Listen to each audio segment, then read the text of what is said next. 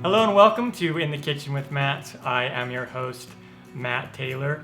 Today I got my buddy Tanner with me, and we are going to show you how to make ribs in an Instant Pot. So Tanner, take it away. All right.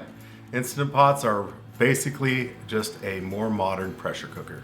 They're wonderful because it's an electronic pressure cooker and it regulates the temperature by itself.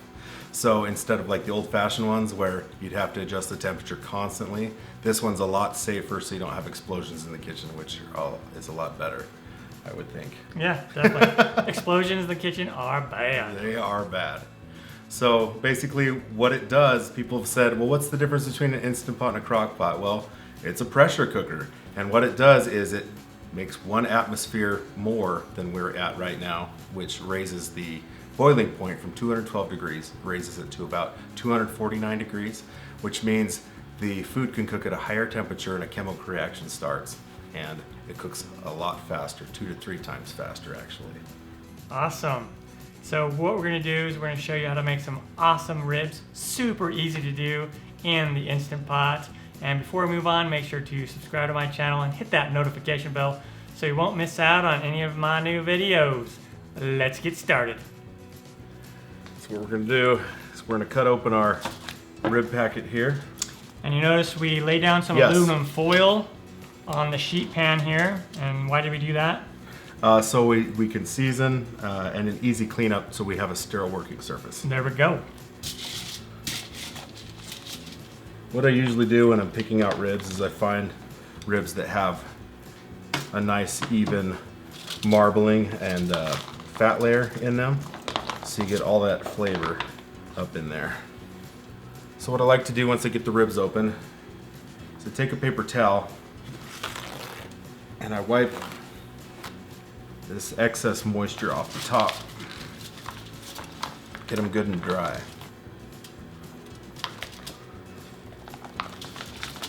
Okay, let's get this out of the way. These down. Okay. And we're going to repeat the same process on the bottom. I'm going to dry those out.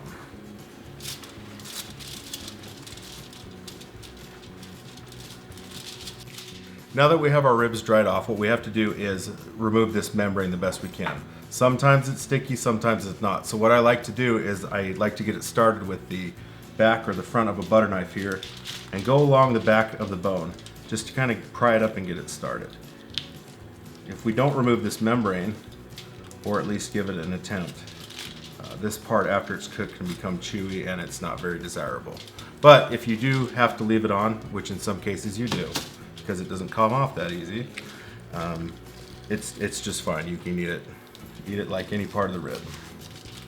Yeah, when I've made ribs, I've sometimes left it on. You can tell the difference when it's on there. So if you can, try to get it off. Like this one, you know, it's coming up pretty easy. What also helps these come up a lot easier is if you actually freeze the ribs and let them go through a full thaw. That's a good tip. Pro tip. Pro tip. All right, just discard that deliciousness. All right, now that we've removed the membrane, we're going to go ahead and take our whole rack and flip it back over. This is the fun part. We're going to season this, and I know it sounds like just a plain seasoning, but I promise you it is the best. What we're going to do is we're going to use kosher salt. I like kosher salt because it has larger grains. So what I like to do is I just go ahead and what we're going to just liberally, you know, we're going to use a lot of this salt and we're just going to cover the entire surface of the ribs because we want to get that real good salty flavor on there. Now it might seem like a lot of salt on the up front, but it's going to even out in the Instant Pot. I like to salt just the top side because it seems if you salt the bottom side, the ribs dry out a little more and they're a little more tough, and we don't want that. That defeats the purpose of the Instant Pot. Now that we put the salt on, what we want to do is do an even layer of pepper because this will give it just the right amount of spice.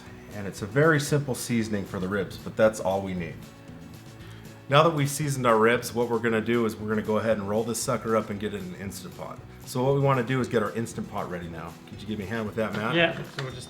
You're going to spin that lid right off, pick it straight up. It's going to sing you a little song.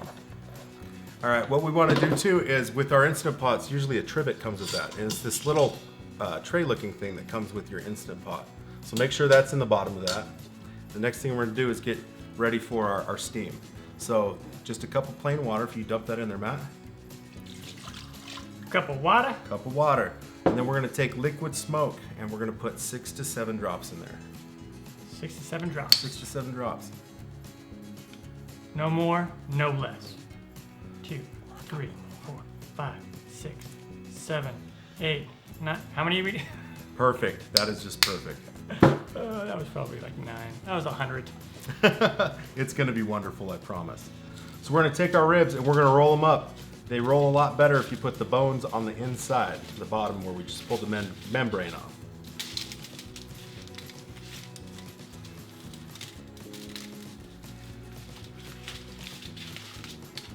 Pop right there in the Instant Pot.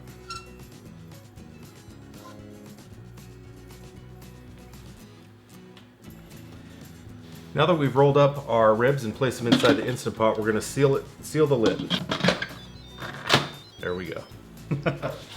Okay, so the Instant Pot has many settings on it, and this is just a basic 6-quart Instant Pot. They are very useful if you don't want to do research on what you want to do. You can even use this as a slow cooker if you so desire.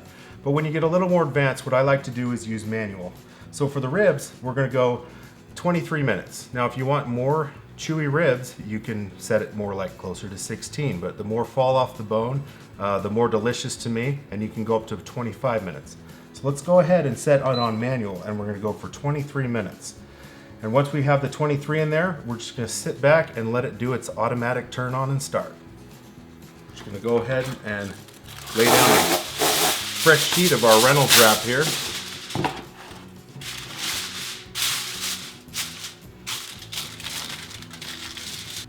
All right, so the timer on the Instant Pot went off. Now what do we do? Well, when the timer goes off, what you want to do, if it has this function that automatically goes into keep warm, you're going to want to reach down and turn that off. And we're going to do a natural release on these ribs for, it's about 15-20 minutes. So wait until all that pressure's gone. Yeah, so the natural release is normally you would just flip that old knob up here and then it would let the steam out, and it lets it out really quickly. Quick release. Yeah. Quick release. And the natural release just lets it do its thing over a long period of time, and it helps cook the meat too, right? Or it helps cook the meat, but I feel like it also tenderizes it a bit more, which is great. Which is great for ribs. Awesome. All right. So we did that, and now it's time to open up this bad boy. Should we crack this open and take a look? See the magic?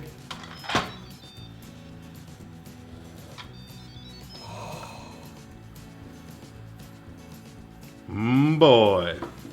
So we're just gonna grab some tongs, right? Yes. And we want to be real careful with these because sometimes they are delicate and they will fall apart. We're going to grab these ribs, get them off this trivet inside of here, and move our ribs back to our baking tray.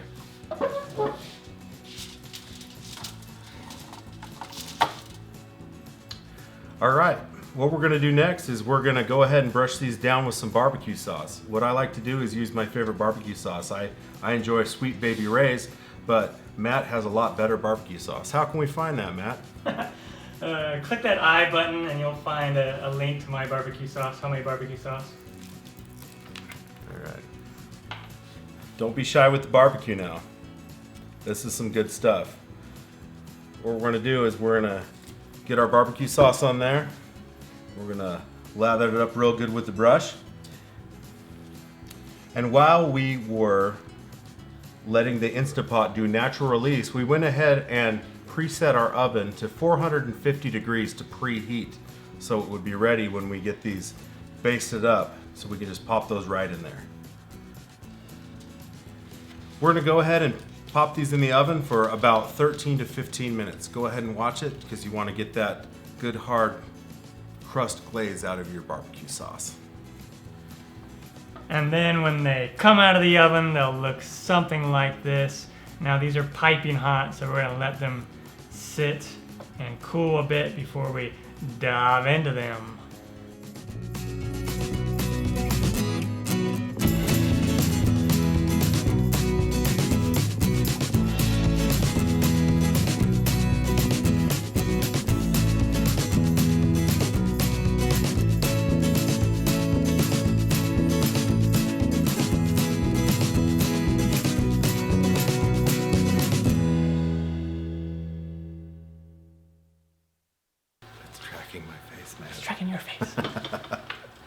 I am the star.